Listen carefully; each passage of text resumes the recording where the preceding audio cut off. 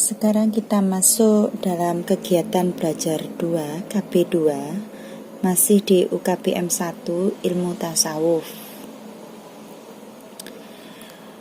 Yang pertama adalah pembagian ilmu tasawuf. 1. Tasawuf akhlaki, yaitu tasawuf yang membicarakan tentang nilai-nilai etis, moral atau perbaikan akhlak. Ya, itu yang pertama, perbaikan akhlak. Biasanya itu berpotensi untuk menjadi baik. Biasanya dilakukan dari akal dan kolbu. Akal itu akal pikiran, kolbu itu adalah hati. Semacam itu.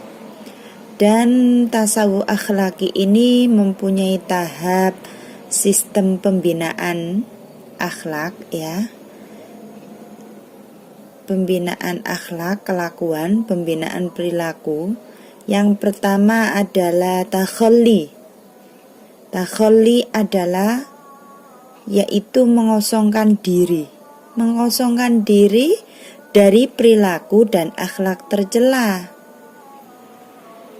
Kecintaan yang berlebihan kepada urusan duniawi. Yang kedua adalah tahalli. Tahalli adalah mengisi dan menghiasi diri. Menghiasi diri semacam apa? Semacam sikap, perilaku, dan akhlak terpuji. Yang ketiga adalah tajalli. Ya, tajalli itu terungkapnya nur ghaib. Terungkapnya nur ghaib setelah kita masuk ke takhalli, mengosongkan diri, kemudian tahalli, mengisi diri, menghias diri. Yang terakhir adalah tajalli, terungkaplah nur ghaib itu. Ya, firasatnya kuat, nur ilahinya nampak hadir di dalam kolbu tersebut, ya. Para sufi yang mengembangkan tasawuf akhlaki ini adalah seperti Hasan al-Basri, Al-Muhasibi, kemudian Al-Kusyairi, Syekh al-Islam Sultan al-Auliya Abdul Qadir al-Jilani, Hujjatul Islam Abu Hamid al-Ghazali, Ibnu Athaillah as-Sakandari. Pembagian yang kedua adalah tasawuf amali, yaitu mengutamakan kebiasaan beribadah, mendekatkan diri kepada Allah. Pengamalan tasawuf amali ini ada 4. Yang pertama, syariat, yaitu hukum-hukum formal. Mereka menggunakan hukum-hukum formal sebagai rujukan, yaitu Al-Quran dan Al-Hadis. Yang kedua adalah torekot, yaitu mereka seringkali menggunakan metode pengarahan jiwa dan moral. Ya, di sana ada mursyid atau guru yang membimbingnya dalam mengarahkan jiwa dan moral mereka. Yang ketiga adalah hakikat. Hakikat itu mencakup aspek batin yang paling dalam. Tingkatannya, ya. Tingkatan yang ketiga adalah hakikat, yaitu batinnya itu apa, ya? Kuat seperti itu, ya. Batinnya itu kuat, ya. Yaitu mempunyai syariat yang merupakan tujuan perjalanan menuju Allah. Ya, seperti itu, punya rahasia. Dia punya rahasia dari syariat tersebut.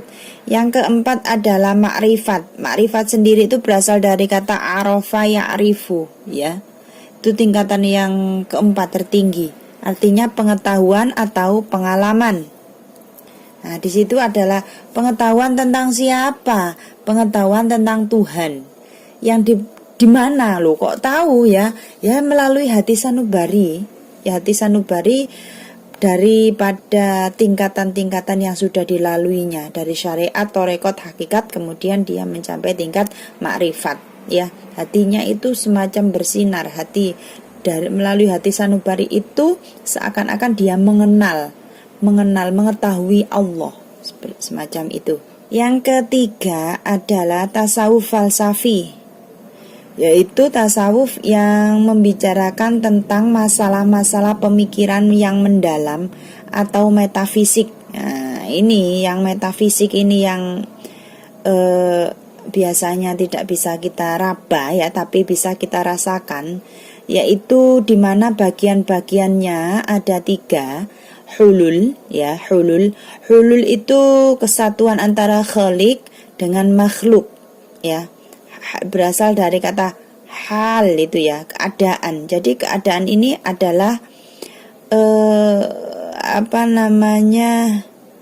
menyatu antara pencipta dengan yang dicipta. Nah, siapa yang awalnya menganut paham hulul ini, yaitu Al-Hallaj ya. Al-Hallaj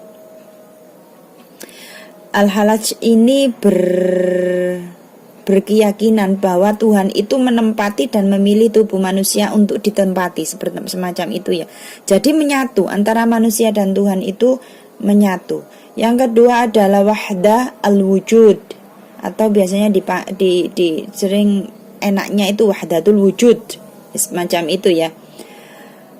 Ini juga manusia bersatu padu dengan Tuhan. Nah, ini tingkatannya lebih atas dari hulul.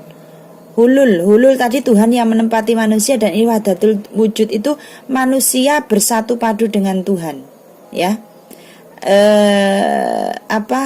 Bersatu padu itu bukan dari zatnya. Nggak boleh kalau menyatukan diri kita dengan Allah itu dari zatnya, itu tidak boleh ya. Sifat-sifat itu yang memancar, sifat-sifat Tuhan itu loh yang memancar pada diri manusia. Ketika manusia sudah melakukan proses fana ya, fana itu apa ya? Musnah. Apa yang musnah? Perbuatan yang jelek. Nah, itu akan terpancar, perbuatan jelek itu fana, kemudian sifat-sifat Tuhan itu yang memancar dalam diri kita. Nah, sifat-sifat Tuhan yang mana? Ya, Rahman, Rahim, Aziz, Qawi, itu memancar dalam tubuh, itu namanya wahdatul wujud ya. Salah satu bentuk wahdatul wujud. Yang ketiga adalah ittihad. Ittihad itu adalah pancaran nur ilahi. Nah, lebih tinggi lagi dari wahdatul wujud. Nah, ini sudah memancarkan nur ilahi, cahaya ilahi. Siapa yang membawa faham ittihad ini? Yaitu Abu Yazid Al-Bustami. Nah, semacam itu. Kadang di sini adalah manusia hilang kesadarannya. Nah, hilang kesadarannya, tidak sadar bahwa dia itu adalah terpancar nur ilahi. Sumber-sumber ilmu tasawuf itu ada 8. Yang pertama itu dari Allah Subhanahu wa Ta'ala tentunya, yaitu berupa Al-Quran, kalamullah. Nah, itu sumbernya ilmu tasawuf. Yang kedua adalah Rasulullah Sallallahu Alaihi Wasallam. Nah, itu adalah sumber-sumber seperti hadis ya yang diriwayatkan oleh Rasulullah dan ya. Kemudian yang ketiga adalah pengalaman sahabat ya, Abu Bakar, Umar, Utsman, Ali. Itu merupakan sumber-sumber ilmu tasawuf di sana. Yang keempat adalah ijma' sufi. Ijma' itu kumpulan ya, kumpulan pendapat orang sufi ya, orang sufi. Zaman sekarang ada nggak sufi? Ada. Ya, itu bisa nggak ijma' itu ada. Itu dosen saya ada di Gusnya mana itu Gusnya Darul Ulum itu. Nah, itu juga membuat buku yang tentang fikih, itu sekarang diterbitkan di Timur Tengah. Kemudian yang kelima adalah ijtihad sufi. Ijtihad itu adalah kesungguhan dalam menentukan atau membuat suatu hukum. Nah, itu ijtihad sufi. Boleh Kalau betul ya dilipat gandakan, kalau salah ya sudah, nggak apa-apa, itu namanya ijtihad sufi. Yang selanjutnya adalah qiyas sufi. Qiyas ini adalah seorang yang mengeluarkan pendapat. Kalau ijma itu kumpulan banyak orang, 5 orang, 6 orang, 3 orang, itu ijma. Nah, qiyas itu satu ya. Yang selanjutnya yang ketujuh adalah nurani atau firasat sufi. Ini juga boleh loh, sumber-sumber ilmu tasawuf itu dari nurani seorang sufi atau firasat. Mempunyai firasat. Firasat itu dari mana datangnya? Dari hati ya. Firasat itu, nurani itu dari hati. Tentunya sufi yang bagaimana? Ya sufi yang positif, sufi yang sudah menjalani makom-makom tertentu ya. Istilah firasat itu semacam apa ya? Firasat rasa batin, firasat hati, itu adalah nurani sufi. Yang ke-8 adalah amalan sufi. Amalan sufi itu bisa dijadikan sebagai sumber-sumber ilmu tasawuf ya, amalan-amalannya orang sufi. Ya di zaman modern seperti apa? Nggak ada Bu sufi. Ya ada. Bagaimana cirinya? Nanti kita pelajari di sana bagaimana ciri-cirinya. Ya kiaimu itu ya bisa jadi adalah seorang yang sufi. Guru-gurumu itu juga seorang sufi. Bisa dilihat dari ibadahnya, hakikat, torekot, makrifatnya itu bisa dilihat dan dirasakan oleh kalian. Istilah tasawuf. Yang pertama adalah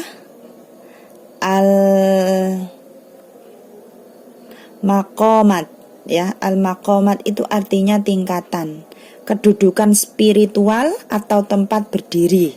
Menurut Al-Qushairi adalah tahapan adab atau etika, tahapan-tahapan etika seseorang. Menurut Abu Nasr Al-Sarraj, al-maqamat yaitu kedudukan atau tingkatan. Ada beberapa tingkatan di sana. 1, 2, 3, 4, 5, 6, 7, 8. Ada 8 ya. Menurut Imam Al-Ghazali. Yang pertama taubat. Ya, tingkatan yang rendah taubat. Yang kedua sabar. Yang ketiga fakir. Ya, belajar miskin walaupun kaya, walaupun banyak uang. Itu belajar fakir. Selanjutnya yang keempat adalah zuhud. Ya, zuhud menghindari keduniawian. Yang kelima adalah tawakal. Tawakal berserah diri. Yang keenam mahabbah. Cinta pada siapa? Cinta kepada Allah. Melalui bagaimana? Ya melalui hal-hal yang baik, yang positif.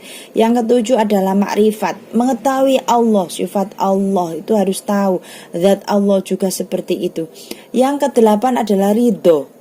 Ridho ini tingkatan yang paling tinggi menurut Imam Al-Ghazali. Ridho, ya ridho, ikhlas, apapun yang kita rasakan, apapun yang kita lakukan itu adalah harus ridho. Itu menurut tingkatan al-maqamat tertinggi menurut Imam Al-Ghazali. Yang kedua adalah al-ahwal. Al-ahwal itu artinya adalah keadaan mental, ya, keadaan mental atau mental states. Menurut At-Tusi itu ada beberapa di sana. Yang pertama adalah al-muraqabah. Al-muraqabah itu rasa selalu diawasi oleh Tuhan. Muraqabah itu kayak seakan-akan itu apa yang kita lakukan itu ya diawasi Tuhan, ya merasa diawasi Tuhan. Yang kedua itu al-qurb, perasaan dekat kepada Tuhan. Nah ini dekat sekali, senang, perasaan itu senang, gembira, tidak sedih, tidak susah, senang, itu al-qurb. Yang ketiga adalah al-mahabbah. Al-mahabbah itu rasa cinta kepada Tuhan. Yang keempat khauf wa roja. Khauf itu takut, roja itu pengharapan. Takut akan Allah itu melihat kita. Apapun yang kita lakukan itu adalah ketakutan dan berpengharapan bahwa Allah itu akan meridhoi setiap langkah kita. Itu adalah roja. Yang kelima adalah adzauq. Adzauq itu apa? Di situ asyauq ya. Asyauq itu rasa rindu. Rindu siapa? Ya rindu Allah, rindu Rahman Rahimnya, rindu Al-Aziznya, rindu segala-galanya akan Allah. Kemudian yang keenam adalah al-uns, rasa berteman. Ini seakan-akan kita sama Allah itu teman. Apa kesusahan kita dan lain kita curhat kepada Allah, kepada teman kita. Itu al-ahwal ya. Ya, keadaan mental seseorang ya. Istilah dalam tasawuf itu. Yang ketujuh adalah at-tumakninah, rasa tentram ya, tentram kita melakukan ibadah, tentram ketika kita berpuasa, tentram ketika kita berzikir, itu namanya at-tumakninah ya. Yang kedelapan adalah al-musyahadah, perasaan menyaksikan Tuhan. Nah, ini ini adalah tingkatan yang paling tinggi menurut At-Tusi, itu adalah al-musyahadah. Ya, menyaksikan Tuhan, seakan nanti Tuhan itu hadir pada diri kita. Kita tidak boleh membayangkan zatnya, nggak boleh, tapi sifat-sifatnya boleh ya, seperti itu. Yang kesembilan adalah al-yakin, rasa yakin seyakin-yakinnya, itu tingkatan tertinggi menurut At-Tusi ya. Tingkatan tertinggi, ketingkatan keadaan mental seseorang tertinggi menurut At-Tusi itu adalah al-yakin, wis pokok yakin. Oke, sekarang kita membahas peranan tasawuf dalam kehidupan modern ya. Perlukah kehidupan modern itu, perlukah tasawuf itu masuk dalam kehidupan modern seperti sekarang ini, apalagi musim pandemi COVID-19 ya. Nah, ini sangat-sangat modern ya. Makhluk Allah yang terkecil pun bisa merusak atau menghadirkan kegelisahan seluruh umat di dunia. Nah, ini kehidupan modern ya. Ini kita harus kembali ke kehidupan sufi sebenarnya ya. Lockdown, dilarang keluar, harus di rumah, itu podo ae karo seperti halnya di goa. Ya di goa, tapi ini di rumah mewah kalian ya. Anda semuanya di rumah mewah, di lockdown karena COVID-19. Itu adalah semacam tasawuf. Ada itu seakan-akan tasawuf. Bagaimana? Ya, yang pertama menyelamatkan kemanusiaan dari kebingungan dan kegelisahan yang mereka rasakan sebagai akibat kurangnya nilai-nilai spiritual. Nah, itu akan menyelamatkan ya. Bingung jadi tenang, gelisah jadi apa? Jadi bahagia. Yang kedua adalah memahami tentang aspek esoteris Islam, baik terhadap masyarakat muslim maupun non muslim. Nah, itu ya. Aspek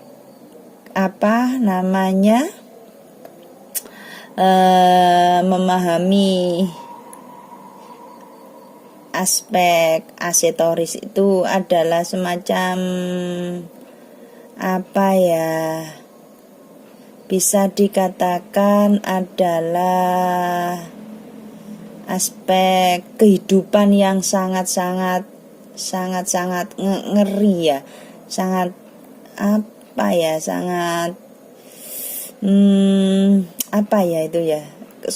kesulitan dalam hidup itu loh ya.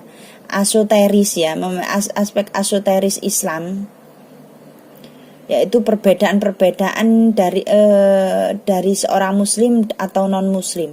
Yang ketiga adalah menegaskan kembali bahwa aspek esoteris Islam atau semacam tasawuf ya, esoteris Islam semacam tasawuf adalah jantung ajaran Islam.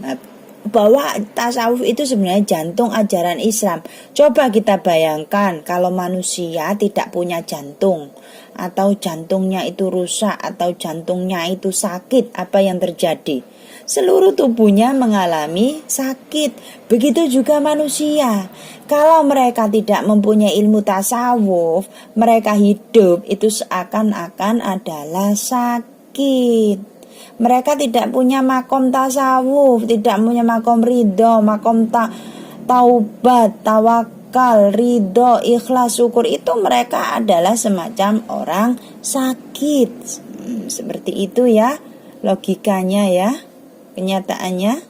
Selanjutnya adalah pengalaman sufi yang dialami oleh Nabi Muhammad SAW. Yang pertama adalah berkhulwat di Gua Hira. Ya. Kita memandang loh, Nabi Muhammad kok iso ke gua lah, itu adalah pengalaman sufi Nabi Muhammad. Nah ya, wahyu pertama turun itu di Gua Hira. Orang lain menganggap Kanjeng Nabi lho, lah apa Kanjeng Nabi kok iso masuk ke ke gua itu, meneng-meneng di daleme kan yo enak, seperti itu. Yang kedua adalah ar-ru'ya as-sadiqah, ar-ru'ya as-sadiqah, yaitu kebenaran mimpi Nabi Shallallahu Alaihi Wasallam. Mimpinya Nabi itu bisa jadi sumber tasawuf karena Nabi adalah utusan Allah, Rasul Allah. Yang ketiga adalah masalah wahyu yang turun kepada Nabi. Wahyu melalui malaikat Jibril ke Nabi Muhammad itu adalah pengalaman sufi yang dialami oleh Kanjeng Nabi Muhammad SAW. Yang keempat adalah pengalaman Isra Mi'raj, di mana di sana Kanjeng Nabi naik buruk. Banyak orang yang nggak percaya, hanya istrinya saja yang percaya waktu itu dan Abu Bakar. Bahwa Kanjeng Nabi itu Isra Mi'raj semalam naik buruk, langsung menerima wahyu, menerima perintah sholat itu di langit sana ya, dari langit sana. Nah, itu adalah pengalaman sufi. Tidak bisa ditangkap oleh mata tapi berupa metafisik ya. Selanjutnya adalah pengalaman sufi para sahabat. Nah, para sahabat ini juga mengalami mengalami tasawuf, disebut sufi. Seperti Abu Bakar As-Siddiq. Abu Bakar As-Siddiq itu sudah dikasih tahu oleh Kanjeng Nabi bahwa dia adalah salah satu nanti akan masuk surga, penduduk surga, pemimpin orang-orang di surga. Yang kedua adalah Umar bin Khattab, yang mana beliau adalah memberikan uang kepada pembantunya untuk dibagikan kepada fakir miskin. Nah, itu sufi ya. Apa di sana fakir ya? Merasa fakir. Umar bin Khattab itu tidak merasa kaya walaupun kaya ya. Yang ketiga adalah Utsman bin Affan, juga mengalami sufi ya, yaitu firasat Utsman kepada seorang laki-laki yang menghampirinya karena telah berbuat zina. Laki-laki itu datang ke Utsman bin Affan sambil tergesa-gesa kemudian duduk. Kenapa orang-orang mengejar saya? Utsman bilang, karena kamu habis zina. Ya sudah, kalau begitu, kalau kamu sekarang akuilah kamu zina, istighfar, taubat. Nah, itu pengalaman sufi Utsman, padahal Utsman tidak tahu laki-laki itu, ya, sebelumnya belum tahu, tapi secara firasat, secara kesufian, Utsman merasakan bahwa dia telah melakukan zina. Selanjutnya disuruh Utsman untuk beristighfar, bertaubat kepada Allah. Yang keempat adalah Ali bin Abi Thalib, yaitu kezuhudan Ali. Ali itu adalah menantunya Kanjeng Nabi, tetapi beliau adalah berkehidupan sederhana sekali, yaitu disebut dengan zuhud. Sekian, terima kasih kami sampaikan. Apabila ada kesalahan, salah kata atau salah menjelaskan, itu adalah kekhilafan dari saya pribadi, dan mohon maaf. Terima kasih. Wassalamualaikum warahmatullahi wabarakatuh.